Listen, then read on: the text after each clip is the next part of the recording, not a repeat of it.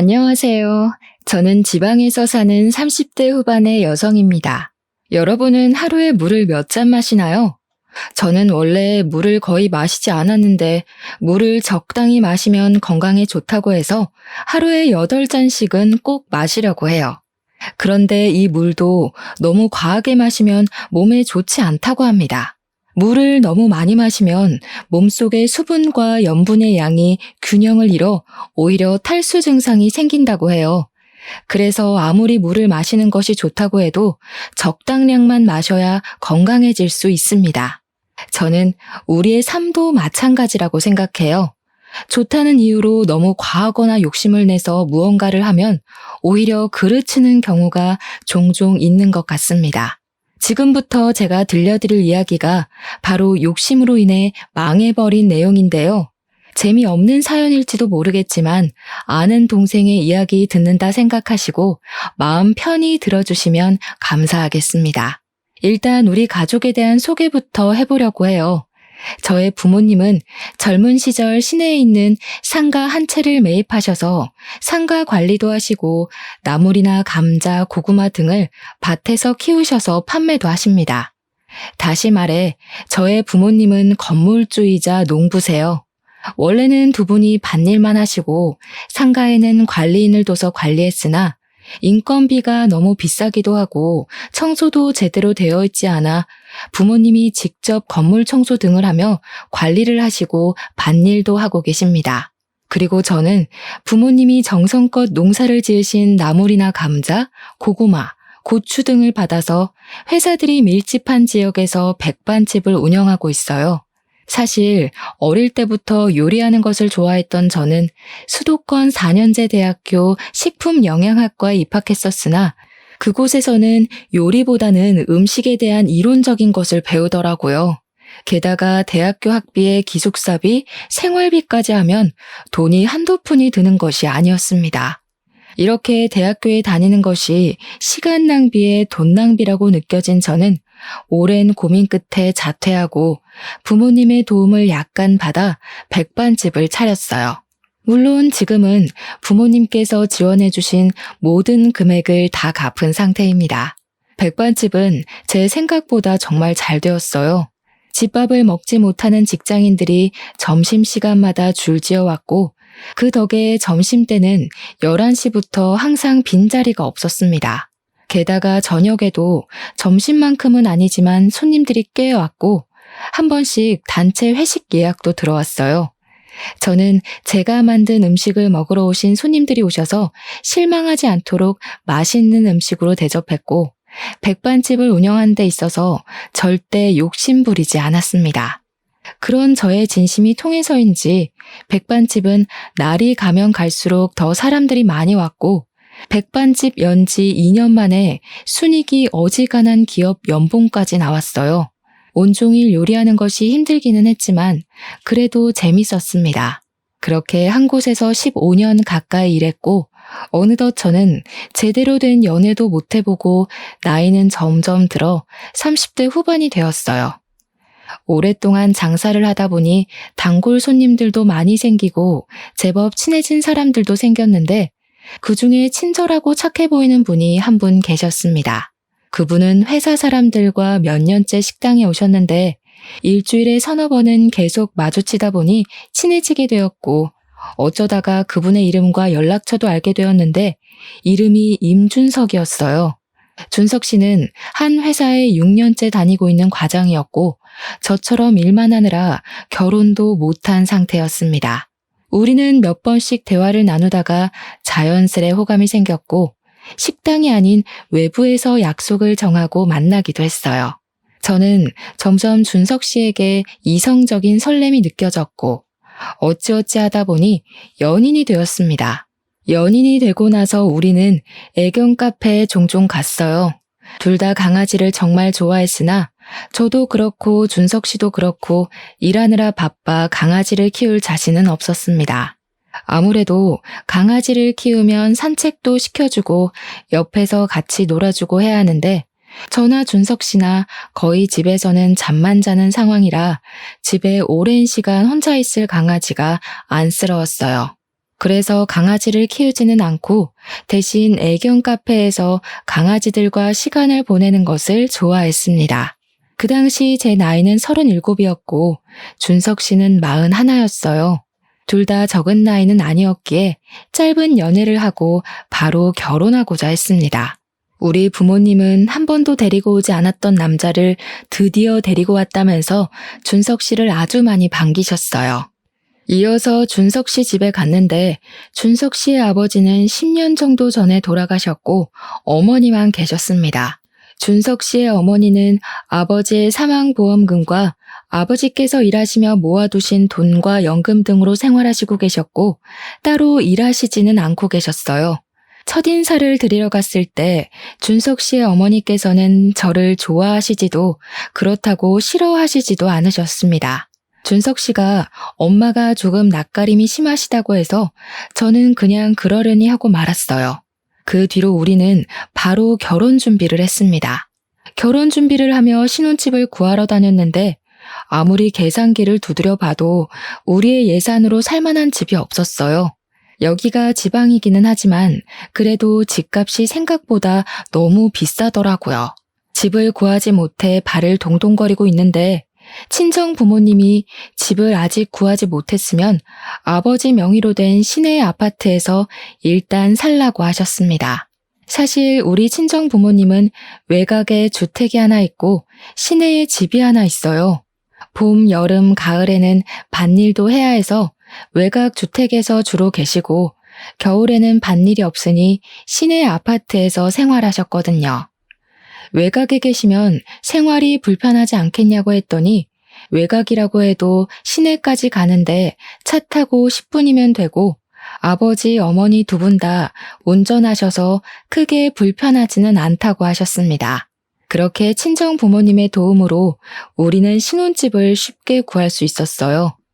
신혼집을 구한 후에는 모든 결혼 준비가 일사천리로 진행되었습니다. 결혼 준비를 하면서도 준석 씨의 어머니, 이제는 저의 예비 시어머니는 여전히 저를 그렇게 반기시지는 않았어요. 하루는 저녁 장사를 마치고 집에 가려는데 길에서 익숙한 뒷모습이 보였습니다. 자세히 보니 예비 시어머니였어요. 저는 반갑게 아는 척을 하려고 했는데 진지하게 누군가와 통화 중이시더라고요. 그날은 회식 예약이 있어서 늦게 끝났고 평일인데다가 지방이라서 밤에 사람이 그다지 많이 없었습니다. 그래서 예비 시어머니의 통화 내용이 꽤 선명하게 들렸어요. 예비 시어머니는 아들이 이번에 결혼하기는 하는데 고졸 출신의 밥집 하는 여자를 데리고 와서 마음에 안 든다는 식으로 말씀하셨습니다. 준석이가 지금 나이가 40이 넘기도 했고 친정에서 아파트를 해줘서 일단 결혼을 시키기는 하는데 친정도 아파트 아니면 그냥 밭농사나 지으며 사는 것 같고 아무튼 너무 마음에 안 든다고 하시며 속상하다고 울먹이셨어요. 그 소리를 들으니 저는 어안이 벙벙했습니다. 솔직히 저는 예비 시어머니에게 부모님이 건물을 갖고 계신 것을 말씀드리고 싶었지만 친정 부모님은 건물을 갖고 있다는 사실을 알리는 것을 굉장히 쑥스러워 하셨어요. 부끄러울 일은 아니지만 그냥 돈 자랑하는 것 같아서 말하기 싫다고 하셨거든요. 부모님이 그렇게 확고하시고 그 건물이 제 건물도 아닌데 제가 함부로 떠드는 건 아닌 것 같아서 굳이 예비 남편과 예비 시어머니에게 이야기하지 않고 있었습니다. 예비 시어머니가 우리 집에 대해 잘못 생각을 하고 계신 것 같았지만 그래도 예비 시어머니가 걱정하시는 것만큼 우리 집이 못 사는 것은 아니기에 같이 살아가면서 오해를 풀어드려야겠다고 생각했어요. 무엇보다 제가 오랜 시간 밥집을 하면서 좋은 손님도 많이 봤지만 별의별 무례한 손님들도 다 만나봤기에 사람을 대하는 것만큼은 나름대로 자신 있었습니다. 그래서 예비 시어머니의 마음은 결혼 후 차차 돌려야겠다고 했어요. 그 뒤로 우리는 별 문제 없이 결혼식을 올리고 진짜 부부가 되었습니다. 결혼 후 한 달 정도 지났을까요? 남편이 다니던 회사가 1년 후에 다른 지역으로 옮긴다고 했습니다.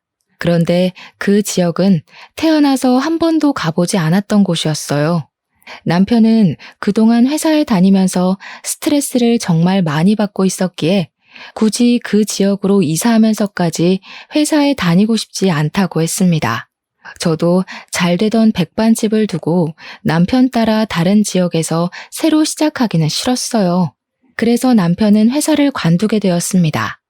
남편이 회사를 마지막으로 출근한 날, 저는 평소처럼 백반집에 나와 음식을 준비하느라 바쁜데 시어머니한테 전화가 왔어요. 음식 준비하느라 바쁘니? 우리 준석이 오늘이 마지막 출근 날이지? 준석이 그동안 그 회사 다니면서 마음고생 정말 많이 했다. 준석이가 이제 돈을 못 벌어도 그래도 가장은 가장이야. 너는 돈 벌고 준석이는 돈 못 번다고 너희 집 가장인 준석이 무시하면 안 된다. 알겠지? 아무리 그래도 준석이 밥도 잘 챙겨주고 해야 해. 이래서 결혼하면 사람이 잘 들어와야 하는데 아무튼 바빠 보이니 전화 끊으마. 시어머니는 제가 혹시라도 남편이 돈을 벌지 못해 구박할까봐 걱정돼서 전화하셨습니다. 저는 시어머니의 전화가 그다지 좋지 않았지만 그 당시 음식 준비하느라 바빠서 대충 대답하고 끊었어요. 그 뒤로 남편은 다른 회사를 바로 구할 수 있을 것으로 생각했지만 아무래도 지역이 소도시여서 그런지 생각보다 괜찮은 일자리가 나오지 않았습니다. 더는 좋은 회사를 들어갈 수 없겠다고 생각한 남편은 오랜 고민 끝에 호프집을 한번 열어보고 싶다고 했어요. 그래서 남편이 받은 퇴직금과 그동안 모았던 돈들을 탈탈 털어 호프집을 차렸습니다. 그런데 생각지도 못한 문제가 생겼어요. 코로나가 전국적으로 확산하여 확산 방지 차원으로 나라에서 심야 영업시간을 제한해버렸습니다. 호프집은 어찌 보면 밤 9시부터 시작인데 9시부터 문을 닫으라고 하니 호프집이 운영될 턱이 있나요? 결국 1년 뒤에 큰맘 먹고 열었던 호프집이 망해버렸습니다. 호프집이 문을 닫고 남편은 다시 백수가 되었고 저는 여전히 백반집을 운영하고 있었어요. 하루는 주말에 집에서 쉬고 있는데 시어머니가 다짜고짜 집에 찾아왔습니다. 에이, 이 집에 멍청한 년 들어와서 제대로 되는 일이 없어. 이제 우리 아들 어찌할 거니? 갑자기 오셔서 그게 무슨 소리세요? 내가 답답해서 그런다. 우리 준석이 너랑 결혼하기 전에는 이 지역에 흔치 않은 수도권 대학 졸업자였어. 게다가 좋은 기업 다니며 적지 않은 월급 받으며 잘 살았는데 고졸의 밥집 하는 너 만난 이후로 제대로 되는 것이 없어. 에휴, 잘 다니던 회사가 갑자기 다른 지역으로 이사를 하질 않나. 호프집도 쫄딱 망해버리지 않나. 내가 요새 니들 생각하면 걱정돼서 잠이 안 와, 잠이. 엄마, 그런 이야기 하지 마. 니네 백반집에서 열심히 일하고 있는데 그런 이야기하면 어떡해. 제가 고졸에 백반집 하는 것 맞기는 하는데요. 그런다고 제가 어머니한테 이런 소리 들을 이유는 없다고 생각해요. 말씀이 너무 심하신 것 같아요. 시어머니는 집에 오자마자 저에게 결혼시킨 것을 후회한다는 식으로 말씀하셨습니다. 시어머니가 걱정되는 것은 이해하지만 솔직히 답답하기는 제가 더 답답했어요. 코로나로 인해 회사들도 단축근무 또는 재택근무로 많이 전환되기도 하고 점심시간에 식당 이용하기보다는 도시락을 많이 먹으면서 백반집의 매출도 점점 줄었습니다. 저는 배달을 하거나 포장을 하지도 않았기에 코로나로 인한 타격이 꽤 컸어요. 남편은 일을 도무지 못 구하고 있었고 제가 백반집에서 번 돈으로만 생활하려니 힘들어 죽겠는데 시어머니까지 와서 제가 멍청해서 이렇게 되었다는 소리를 들으니 너무 속상해서 눈물이 다 났습니다. 시어머니는 제가 갑자기 울자 당황해하면서 나가버렸고 남편은 그런 저를 위로해 주었어요. 어머니한테 다시는 이런 말 듣지 않게 하겠다고 하고 자신도 얼른 일을 구해보겠다고 했습니다. 그 뒤로도 여전히 장사는 힘들었어요. 하루는 가게 앞에 앉아 한숨 쉬고 있는데 친정 부모님이 오셨습니다. 시내에 볼 일 있어서 왔다가 잠깐 들렸는데 왜 이리 얼굴이 상했냐고 하셨어요. 저는 엄마에게 남편은 회사를 못 구하고 백반집 매출도 안 나와서 너무 힘들다고 했습니다. 그리고 시어머니가 아직도 저를 그다지 좋게 생각하지 않는다고 말하고 싶었지만 부모님이 속상해 하실까봐 말하지 않았어요. 부모님은 저의 이야기를 듣더니 그동안 힘들었을 텐데 왜 내색하지 않았느냐고 하셨습니다. 그러면서 그렇게 정 힘들면 일단 지금 사는 집 명의를 제 명의로 바꿔주시겠다고 했어요. 나중에 혹시 더 힘든 일이 생기거나 하면 그때 그 집을 팔던가 해서 자금을 마련하라고 했습니다. 그리고 이거는 일단 혹시 모르니 시댁이나 남편에게 굳이 말하지 말고 여전히 명의는 부모님 명의인 것처럼 하라고 했어요. 제가 굳이 왜 그래야 하냐고 했더니 여자도 뭔가 비빌 언덕이 있어야 한다며 일단 제 명의로 하되 남편에게는 비밀로 하라고 했습니다. 그렇게 저는 부모님의 말씀대로 집을 제 명의로 몰래 바꾸었어요. 남편은 그 뒤로 열심히 일을 구해보려고 했지만 코로나 시국이라 회사에 다시 들어가기 힘든 상황이었습니다. 저는 더는 가게 장사만으로는 안 될 것 같다는 생각에 배달을 시켰어요. 회사에 도시락 배달을 하니 조금씩 주문이 들어오기는 했지만 배달료가 너무 비쌌습니다. 그래서 남편에게 당장은 일하지 않으니 점심시간만이라도 배달을 도와달라니까 대졸 출신인 내가 어떻게 배달을 하러 다니냐며 싫다고 했어요. 그러면서 자신에게 기가 막힌 사업 아이템이 있다고 하며 저에게 한번 들어보라고 했습니다. 사실 이 동네에 강아지를 키우는 사람들이 많은데 강아지들이 마땅히 놀만한 곳은 없었어요. 요새는 목줄도 의무화되고 큰 개들은 입마개도 꼭 해야 하며 개물림 사고가 잦다 보니 애견인들이 마음 놓고 다닐 곳이 생각보다 없었거든요. 그래서 남편은 애견 유치원을 열고 싶다고 했습니다. 주변에 강아지를 키우는 지인들에게 물어보니 애견 유치원이 하나쯤 있었으면 좋겠다고 했다면서 한번 열어보자고 했어요. 나쁜 생각은 아니었지만 이미 호프집으로 망한 터라 저는 또 망할까봐 걱정되었습니다. 그러던 어느 날 친정엄마에게 전화가 왔어요. 남편은 요새 회사 구하고 있냐길래 사실 지금 애견 유치원을 창업하고 싶다 해서 일을 도와줘야 할지 말아야 할지 고민이 된다고 했습니다. 친정엄마는 처음에 아버지가 상가 매입한다고 하셨을 때 엄청 말렸는데 지금은 결국 잘 되고 있지 않냐며 한번 남편 믿어보라고 했어요.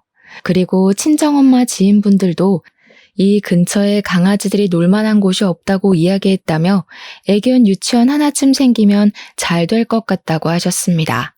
그리고 다음날 친정아빠가 남편과 저에게 전화해서 잠깐 친정으로 오라고 했어요. 친정아빠는 남편에게 애견 유치원 차릴 생각이 있다고 하던데 어떤 식으로 할 건지 한번 이야기해 보라고 하셨습니다. 친정아빠가 사실 지금은 사업을 안 하시지만 젊을 때는 사업을 크게 하셔서 안목이 꽤 좋으시거든요. 건강상의 문제로 회사를 친척에게 넘기고 지방으로 내려오기는 했지만 그때 사업으로 번 돈으로 이곳에 주택과 아파트 그리고 상가를 사신 것입니다. 친정아빠는 남편의 사업 계획을 들어보시고는 가능성이 있다고 생각하셨는지 돈을 빌려줄 테니 한번 해보라고 하셨어요. 그러면서 유동인구가 많은 상가의 건물주가 아빠와 호영호재하는 분이라면서 상가 한 곳을 소개해 주셨습니다. 그곳은 사람들이 많이 다니는 곳이라 원래는 정말 비싼 곳이었지만 친정아빠의 도움으로 저렴하게 상가를 얻을 수 있었고 애견 유치원처럼 창업하는 데 드는 비용 일부도 차용증을 쓰고 아빠에게 돈을 빌렸어요. 반면 시댁에서는 애견 유치원 창업한다고 말씀드리니 지원해줄 수 있는 돈이 없으니 알아서 잘해보라고만 하셨습니다. 남편은 친정의 적극적인 도움으로 애견 유치원을 열었어요. 평일에는 애견 유치원으로 운영했고 주말이나 공휴일에는 낮에만 애견 카페를 운영했습니다. 저는 평일에는 백반집을 운영했고 주말에는 애견 카페로 출근해서 남편의 일을 도왔는데 생각보다 손님이 꽤 많았어요. 다행히 백반집도 서서히 식당에 손님들이 다시 찾아왔고 배달을 시작하면서 다시 예전만큼의 매출이 나왔습니다. 그렇게 백반집, 애견 유치원 모두 안정이 되어 가던 어느 날씨 좋은 날 주말이었어요. 남편은 카페 운영하는데 필요한 소모품이 없어서 사러 나갔고, 저 혼자 애견 카페에서 일하는데 시어머니가 오셨습니다. 너는 어떻게 카페를 열었는데 시애미한테 한 번을 오라는 소리를 안 하니? 역시 밥집 하는 무식한 것이라 그런지 생각도 없고 예의범절도 없고. 그동안 바빠서 연락 못 드렸어요. 평일에는 제가 운영하는 백반집 일하고 주말에는 보시다시피 요새 손님이 많이 와서 정신없네요. 난 솔직히 네가 있어서 여기도 호프집처럼 망하면 어쩌나 걱정했는데 그나마 여기는 좀 잘 되나 보다. 하긴 우리 준석이가 좀 똑똑하긴 하지. 준석이가 너같이 고졸에 밥집이나 겨우 하는 멍청한 애를 마누라로 들이지만 않았어도 더 크게 성장했을 텐데 말이야. 시어머니는 여전히 제가 고졸에 밥집 하는 멍청한 애라고 하며 저에게 싫은 소리를 하셨습니다. 그때 남편이 카페 물건을 사서 돌아왔고 남편 역시 시어머니가 저에게 뭐라고 하는 것을 다 들었어요. 엄마 왔어? 엄마, 우리 미네 좀 예뻐해줘.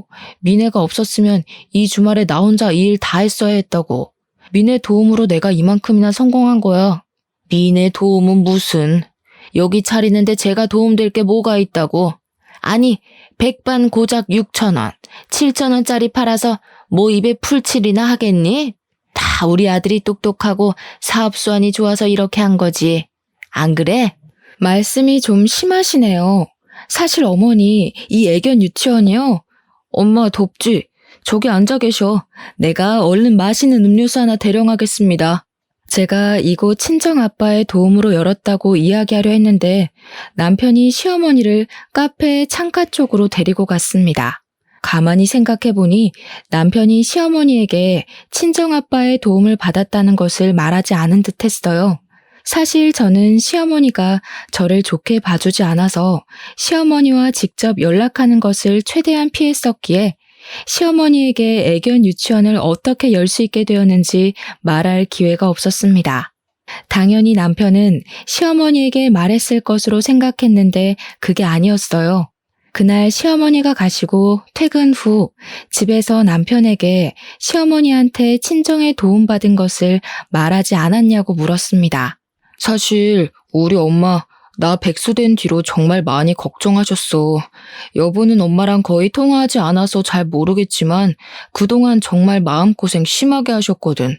그때마다 내가 일하며 모아둔 돈 많이 있다고 해서 엄마는 그런 줄로만 알고 계시는데 내가 장인어른의 도움을 받아서 애견 유치원 열었다고 하면 너무 미안해하시고 돈이 그렇게 없나 걱정하실까봐 일부러 말씀 안 드린 거야. 여보가 기분이 나빴다면 미안한데 조금만 우리 엄마 이해해주라. 엄마가 아버지 돌아가신 후로 정말 예민해지시고 걱정도 많아지셔서 말이야. 그래서 자꾸 여보한테 말도 심하게 하시는 것 같기도 하고 내가 중간에서 더 잘할게. 남편이 이렇게 이야기하는데 제가 더는 할 말이 없었습니다. 저는 남편에게 아빠의 도움을 받았던 것은 굳이 말씀 안 드려도 되지만 시어머니가 저에게 막말은 못하게 중간에서 잘 막아달라고 했어요. 그 뒤로 남편의 애견 유치원은 잘 되었습니다. 원래는 남편 혼자 운영했지만 아르바이트생도 2명이나 두었어요. 아르바이트생을 둔 뒤로도 매출이 쭉쭉 올랐고 백반집 매출과 남편의 애견 유치원 매출을 합치면 적지 않은 돈을 벌었습니다. 사업에 재미를 본 남편은 이어서 애견 유치원을 체인점으로 내고 싶다고 했어요. 저는 사실 체인점은 아니라는 생각이 들었습니다. 음식점도 하나만 있을 때는 잘 되다가도 2호점, 3호점이 생기면 맛이 변하고 손님도 뚝 끊기는 경우가 허다하잖아요. 물론 애견 유치원은 음식점은 아니라 다를 수도 있으나 저는 지금의 애견 유치원 하나만으로도 앞으로 우리가 먹고 사는데 지장이 없다고 생각했습니다. 또한 남편만 일하는 게 아니라 저도 백반집을 운영하고 있잖아요. 솔직히 남편도 힘들겠지만 저도 평일에는 백반집, 주말에는 애견 카페 운영하느라 너무 피곤하고 힘들었습니다. 그런데 2호점, 3호점까지 내면 아르바이트생들을 더 고용한다고 해도 분명히 힘들 것이 아니겠어요? 그래서 저는 체인점을 내고 싶다는 남편을 말렸습니다. 하지만 남편은 끝까지 체인점을 내자고 했고 상가 자리를 알아보러 이 사람 저 사람들을 만나러 다녔어요. 그러던 어느 날이었습니다. 백반집에 필요한 재료를 사러 마트에 다녀오는 길이었어요. 마트에서 장보고 주차장에 갔는데 고급 외제차 한 대가 있었습니다. 근데 그 차에서 시어머니가 운전해서 내리는 거예요. 저는 시어머니한테 가서 인사를 한 뒤 차가 언제 바뀌었냐고 물었습니다. 시어머니는 저를 이해 못하겠다는 표정으로 이번에 아들이 뽑아줬는데 못 들었냐고 했어요. 저는 남편한테 들은 적 없다고 했습니다. 그래? 우리 준석이가 얼마나 너 눈치를 보고 살면 이런 것도 말 안 하겠니? 너 괜히 집에 가서 우리 준석이한테 뭐라고 하지 마라. 알겠니? 시어머니는 빨리 가야 한다며 후다닥 가버렸고 저는 남편이 도대체 어디서 돈이 나서 저렇게 비싼 차를 샀는지 궁금했습니다. 그러다가 얼마 전 적금이 만기되었다는 것이 떠올랐고 혹시 그 적금 부었던 돈으로 산 것이 아닐까 하는 생각이 들었어요. 사실 우리는 각자 번 돈의 70%는 공동생활비 겸 부부생활비로 쓰고 30%만 개인의 용돈으로 사용했어요.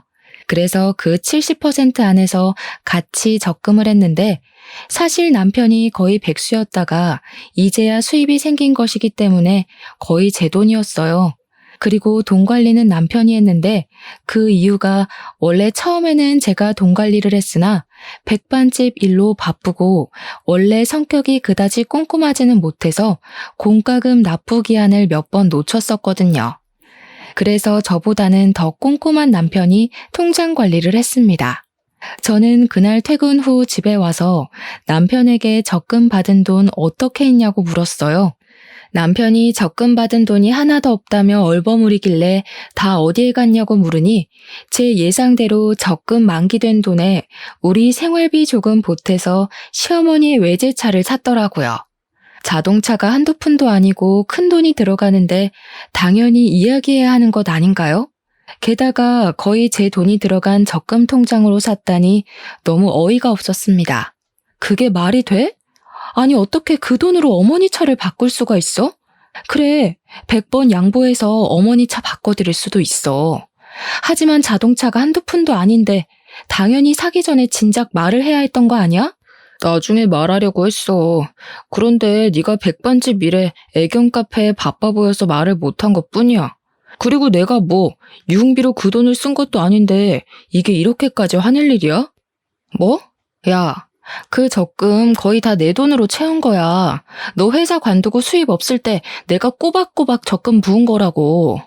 엄밀히 말하면 그 통장의 90%는 내가 번 돈인데 그 돈을 사용하는데 이렇게 네 맘대로 쓰면 되냐? 네가 돈 더 많이 벌었다고 유세떠니? 우리 엄마한테 돈 좀 쓰는 게 그렇게 아까워? 엄마 차가 하도 낡고 고장나서 하나 뽑아드렸다. 이게 그렇게 욕먹을 일이야? 어머니가 필요하시면 돈 좀 쓸 수 있어. 그런데 이렇게나 큰 돈이 나갔으면 당연히 함께 상의해야 하는 거 아니야? 네가 이렇게까지 효자일 줄 몰랐네. 남자들은 결혼하면 다 효자 된다더니 그 말이 딱 맞네. 아주 딱 맞아. 지금 비꼬니? 난 도대체 네가 왜 이렇게 화내는지 모르겠어. 나 바람 좀 쐬고 올게.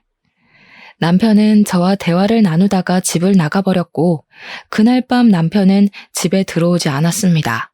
다음 날 남편은 집에 들어왔지만 우리는 그 뒤로 며칠 동안 말을 하지 않았어요. 그러다가 주말이 되었고 저는 당연히 애견 카페에도 가지 않았습니다. 그리고 일요일 저녁. 대충 저녁을 먹고 자려는데 남편이 할 말 있다고 하며 저를 불렀어요. 무슨 말 하려나 싶어 앉아보니 자기가 생각이 짧았다고 미안하다고 했습니다. 솔직히 장인어른 장모님은 두 분이 살고 계시지만 자기 엄마는 혼자 계셔서 더 안타까웠다고 하며 그런 마음 때문에 이런 일을 저질렀다고 했어요. 그러면서 다음에 혹시라도 또 이런 일 생기면 꼭 말하겠다고 했습니다. 저는 남편에게 알겠다고 하며 다시 또 이렇게 비싼 것을 살 일이 있으면 먼저 말을 해달라고 했어요. 그 뒤로 우리는 다시 평소처럼 잘 지내기는 했으나 솔직히 내 마음은 예전처럼 편하지만은 않았습니다. 남편에 대한 신뢰를 잃었고, 솔직히 남편이 통장 관리를 하고 애견 유치원의 실제 매출액을 모르기에 정말 70%를 공동생활비로 내는 것인지 아니면 일부만 내는 것인지에 대해 확인할 길이 없었어요. 그렇게 시간이 흘러 시어머니의 환갑이 왔습니다. 일반 생신도 아닌 환갑이었고, 좋든 싫든 저는 그분의 며느리이니 우리 집에서 생신상을 직접 차리기로 했어요. 다행히 시어머니는 아주 저의 생신상을 만족해 하셨습니다.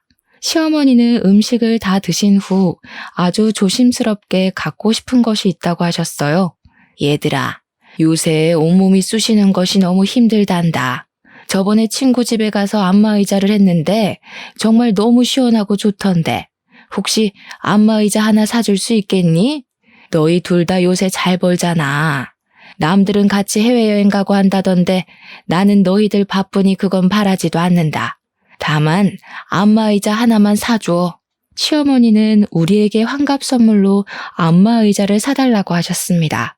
솔직히 우리 부모님은 저에게 생신 때조차 뭐가 필요하다는 말씀을 하신 적이 없으셨는데 시어머니는 안마의자를 사달라고 하시는 이 상황이 조금 이해가 가지는 않았어요. 그래도 우리가 여건이 되기는 하고 다른 날도 아니고 환갑이니 좋은 마음으로 안마의자를 사드리기로 했습니다. 그리고 몇 개월이 지났어요. 백반집에서 저녁 장사 준비로 정신없이 식재료를 손질하고 있는데 남편이 식당으로 찾아왔습니다. 남편은 저에게 아르바이트생들 월급을 줘야 하는데 돈이 없다며 조금 도와달라고 했어요. 저는 분명 애견 유치원에서도 나오는 매출이 있는데 지금 무슨 소리냐고 물었습니다. 2호점, 3호점 낸다고 사람들 만나서 접대비 내고 했더니 지금 마이너스야. 지금 당장 아르바이트생들 월급도 주고 상가 관리비도 내야 하고 돈 나갈 것이 너무 많은데 이를 어쩌지? 그동안 모아둔 돈 있으면 한 번만 좀 도와주면 안 될까? 뭐? 아니 아무리 그래도 월급이나 관리비는 빼놓고 돈을 썼어야지. 그런데 그게 얼마나 된다고 마이너스까지 돼? 이따 밤에 확인 좀 해봐야겠어. 확인하고 나서 돈을 빌려주든 말든 할게. 남편은 제 앞에서 돈이 없다고 울상이었습니다.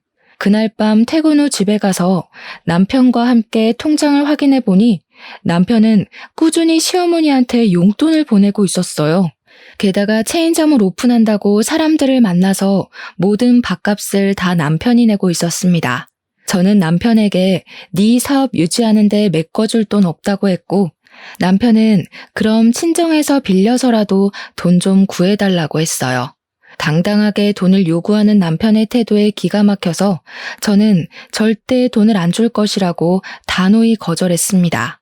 사실 아빠는 그동안 밭농사로 재배한 나물들이나 고구마, 감자 같은 것들을 파셔서 돈을 모아오셨는데 이번에 아빠 명의의 밭을 하나 팔아서 그동안 모으신 돈과 합쳐서 건물 하나를 더 사셨어요. 그 건물이 바로 남편이 운영하는 애견 유치원 건물이었고 아빠는 사위가 애견 유치원을 하고 있으니 월세를 엄청 싸게 주려고 했습니다. 솔직히 아빠가 애견 유치원 열 때도 많이 도와주셨고 이번에도 월세를 확 깎아주신다고 하는데 저도 염치가 있지 어떻게 아빠한테 더 돈을 달라고 합니까? 당연히 못하겠다고 했어요. 그랬더니 남편은 그럼 이 집 팔고 시댁에 들어가자고 하길래 지금 무슨 말을 하느냐고 했습니다.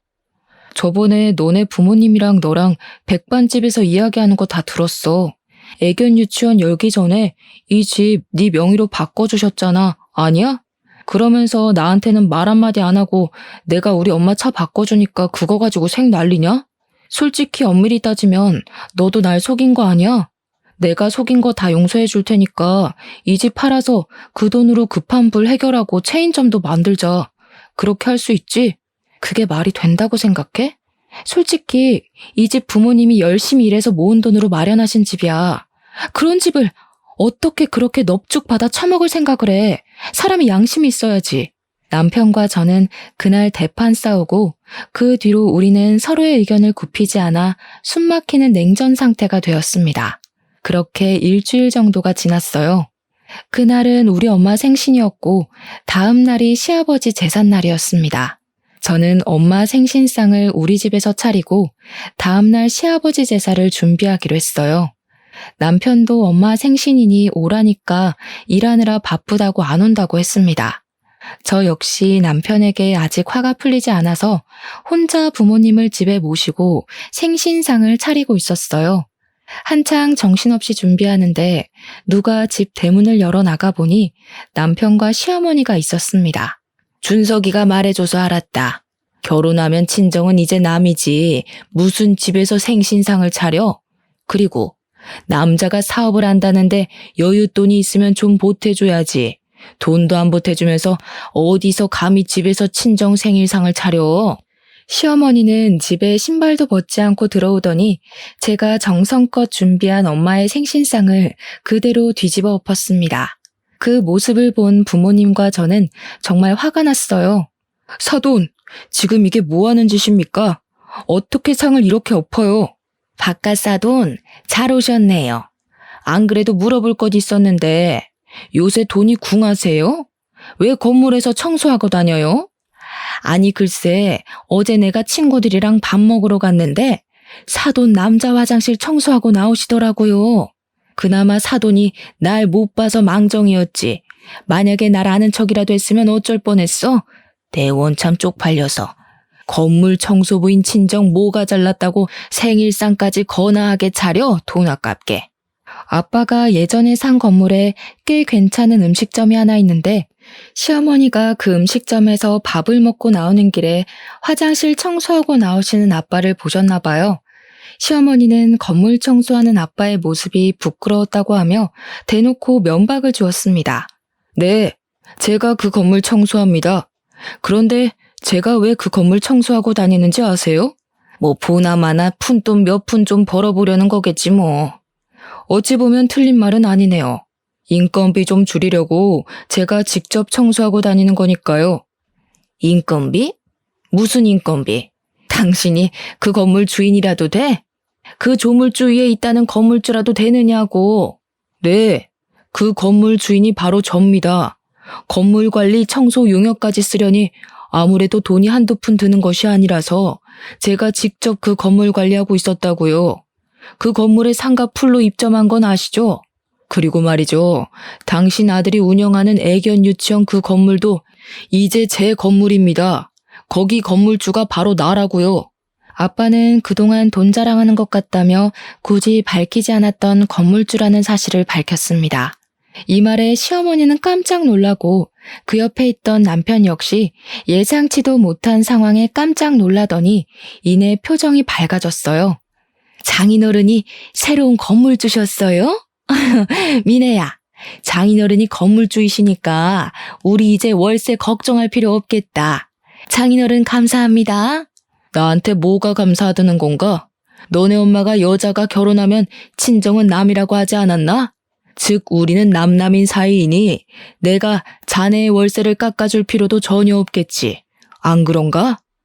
아니, 아까 그 말은 그런 뜻이 아니고 말이 그렇다는 거죠, 말이. 그만큼 여자는 시댁에 잘해야 한다 이 뜻이지 무슨 말을 또 그렇게 고지고대로 해석하고 있어요. 그럼 그게 뭔 뜻인데요? 호의가 계속되면 권리인 줄 안다더니 그 애견 유치원 한다고 내가 지원해준 돈이 얼만데 지금 뭐 어디서 큰 소리야? 큰 소리 칠 사람이 누군데?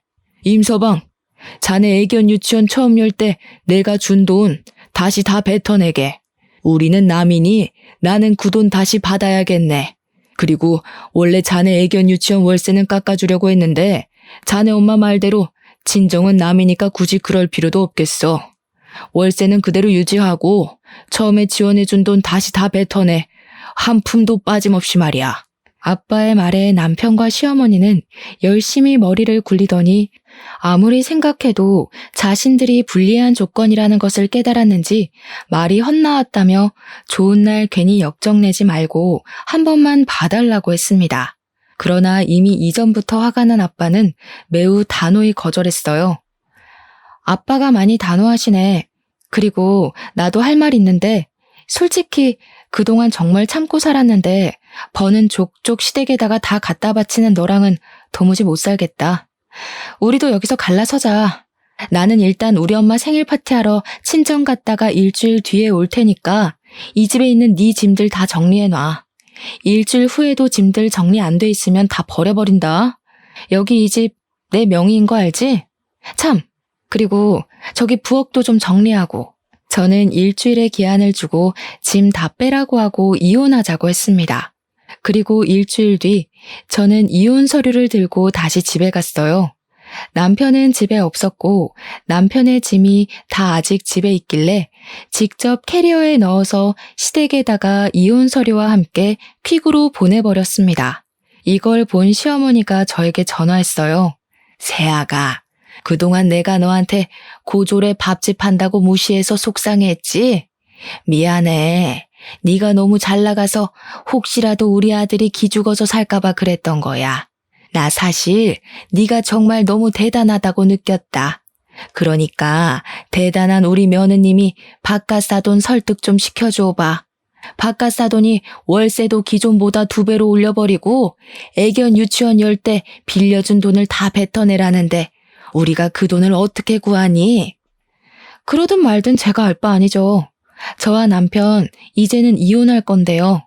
아무튼 길게 통화할 것도 없고 이혼 서류 작성해서 법원 앞에서 보자고 전해주세요. 전화 끊습니다. 시어머니와 전화를 끊고 나니 남편이 집으로 왔습니다. 남편은 저에게 어떻게 이혼 서류까지 내밀 수가 있냐고 화를 내며 따져댔어요. 돈 버는 족족 나 몰래 시댁에다가 다 갖다 바치고 그 돈 모자라 너네 엄마는 우리 부모님한테 막말까지 했어. 게다가 그동안 네가 생활비를 제대로 내기라도 했니? 알아보니까 이런 것도 다 이혼 사유더라. 만약에 이혼 소송이라도 가면 너는 유책 배우자가 돼서 위자료까지 내야 하는데 감당할 수 있겠어? 나는 너랑은 절대 다시 합칠 생각 없으니까 머리 잘 굴려서 생각해봐. 뭐가 더 좋을지. 남편은 한동안 아무 말도 하지 못하더니 결국 시댁으로 갔습니다. 그리고 며칠 뒤 우리는 법원에 이혼 서류를 제출하고 숙려 기간 후 이혼하게 되었어요. 그 후 전 남편은 아빠의 독촉에 시댁집과 애견 유치원을 팔고 아빠가 주셨던 돈을 다 다시 돌려주었습니다. 그리고 전 남편과 전 시어머니는 단칸방에서 일용직으로 일하며 먹고 산다고 해요. 이렇게 저는 늦은 나이에 겨우 결혼했지만 이혼하고 다시 혼자가 되었습니다. 이번에 이 일을 겪으면서 느낀 점이 하나 있는데 그것은 바로 사람이 욕심을 부리면 그 욕심으로 인해 화를 당한다는 점이에요. 생각해보면 사람이 욕심을 부려서 오히려 망한 경우를 꽤 많이 본 것 같은데 그래도 사람인지라 뭐 하나가 잘 되면 더 많은 것을 얻고 싶은 욕심이 생기는 것 같습니다. 하지만 저희 부모님은 그런 욕심을 부리시지 않으셨고 그 결과 지금까지도 적지 않은 재산을 가지고 계셔서 지금도 행복하게 사시는 것 같아요. 저 역시 이런 부모님을 본받아 앞으로 남은 삶을 살아가는 데 있어서 돈이든 명예든 그 무엇이든 간에 욕심 부리지 않고 정직하게 살려고 합니다. 오늘 이렇게 부족한 글솜씨로 사연을 쓰니 뭔가 속이 후련하기도 하고 더 열심히 살아야겠다는 생각이 드네요. 이제 장사 준비를 하러 갈 시간이 되었네요. 저의 긴 이야기 들어주셔서 감사합니다. 다들 즐거운 식사 시간 보내시고 오늘 하루도 행복하시길 바래요.